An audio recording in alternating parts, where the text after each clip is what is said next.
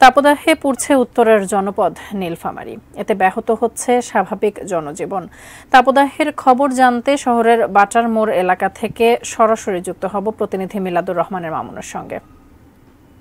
যেমনটি বলছিলেন যে আসলে গত কয়েকদিন থেকে এই উত্তরের জেলা নীলফামারীতে কিন্তু মাঝারি তাপপ্রবাহ বয়ে যাচ্ছে। আমরা যদি আবহাওয়ার হিসাবের কথা বলি, আজকে কিন্তু এই মুহূর্তে 34°C তাপমাত্রা রেকর্ড করেছে সৈয়দপুর বিমানবন্দর আবহাওয়া অফিস।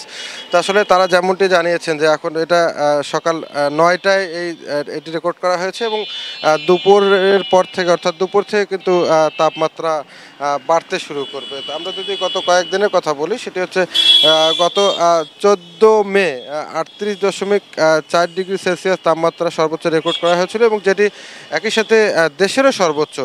একইভাবে 15 মে 38.5 এবং 16 মে 39.4°C তাপমাত্রা রেকর্ড করেছে সৈয়দপুর বিমানবন্দর আবহাওয়া অফিস। আপনি জানেন যে 36°C তাপমাত্রা হলেই সেটিকে কিন্তু তাপপ্রবাহ বলা হয় এবং 38 থেকে 40-এর মধ্যে তাপমাত্রা হলে সেটিকে কিন্তু মাঝারি তাপপ্রবাহ ধরা হয়। আসলে সেই হিসাবে কিন্তু এই নীলফামারীতে এখন কিন্তু মাঝারি তাপপ্রবাহ বয়ে যাচ্ছে।